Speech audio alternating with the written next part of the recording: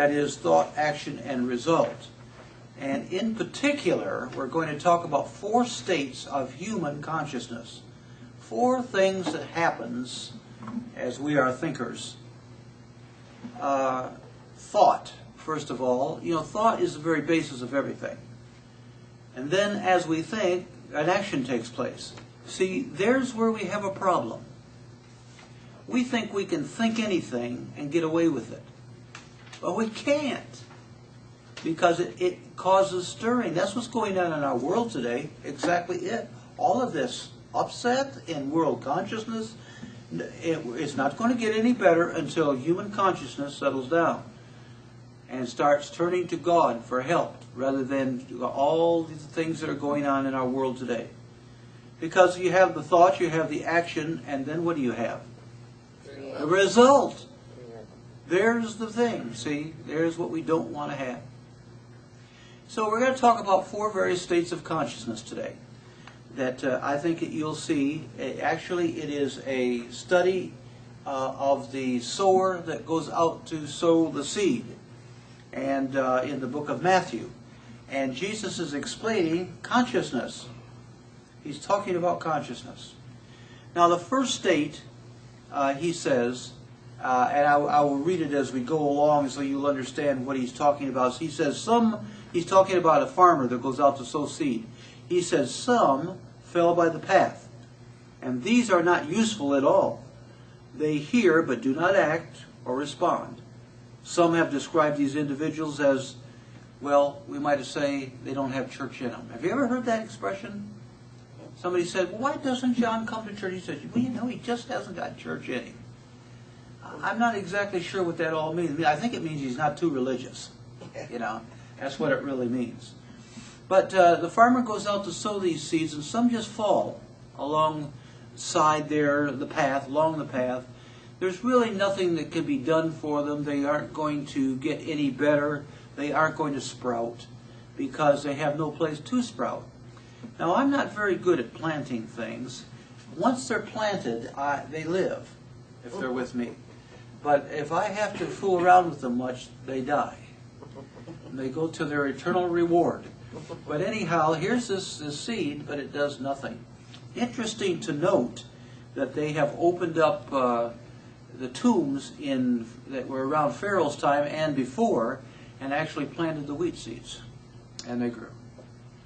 Isn't that amazing how this life, we talk about eternal life, we live to be 80, 90, 100 years old, you know, then we kick the bucket. But these seeds are like 2,000, 3,000, 4,000, 5,000 years old, and yet there's life in these things, and they continue to grow. Now, they just don't seem to have church in them. They don't seem to have any life in them. They can't grow where they're at. You meet these people all the time. You tell them spiritual things, and it's like they're in a fog. Have you ever met people like that? They're just in a fog.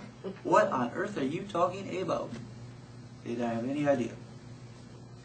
Now, this particular individual state of consciousness does not take note of any spiritual thing. It lives by what it sees, hears, feels, smells, tastes, touch. That's what it lives by. It does not understand anything of outside at all. It does not take any root in spiritual consciousness.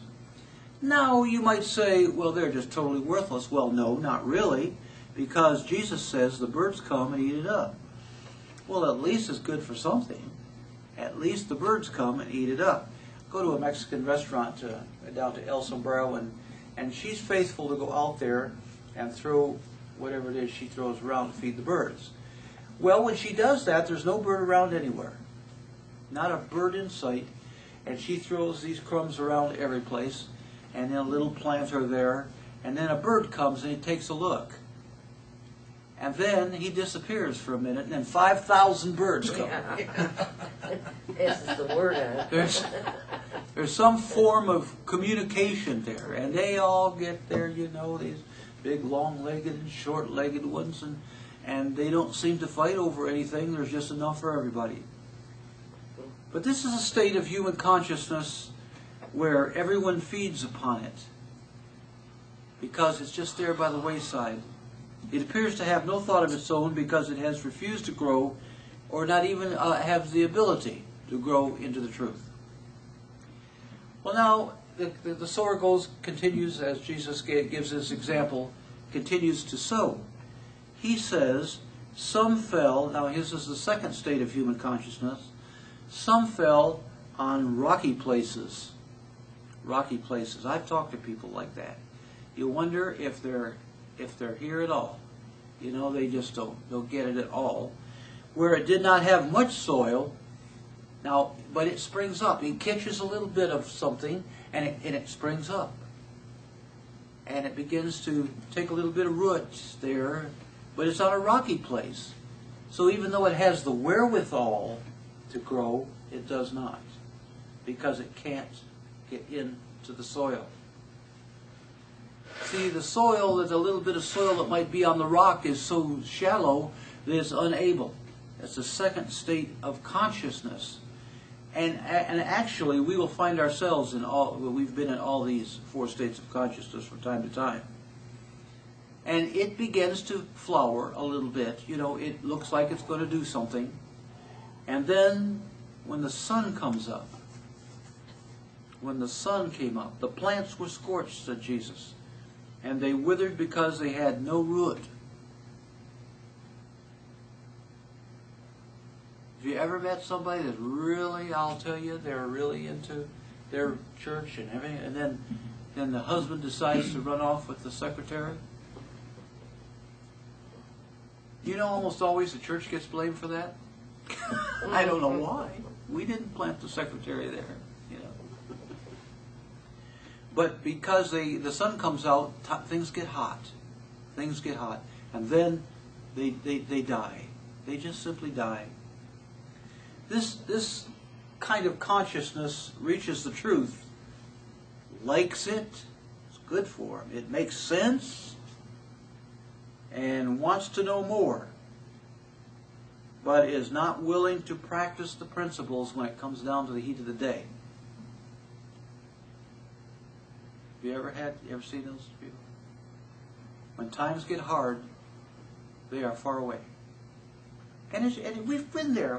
This is part of us too. You know, we've kind of felt that way when things got hard. Let's go hide somewhere. They're more than willing to take classes to learn the principles. They enjoy the music. They like the preacher. He's okay, or her. But there's just no root. They don't get a root. So when trouble comes along, this state of consciousness dies because it's on a rocky place and cannot grow. It just can't. It does not have the root to grow and thus water it during hard times. This consciousness does not have the ability to take a stand when something goes wrong. It just doesn't have the inner strength then to do it. Now, how can we help this particular state of consciousness? How can we do it? How can we help it develop? Well, this is how we do it. Everybody that comes in the door, you know, oh, how many times have people come in our door? Oh, I love this, but I love it. I'll tell you what, I'll be here every Sunday. That's the last time you ever see them. You know? Well, how can we help these individuals?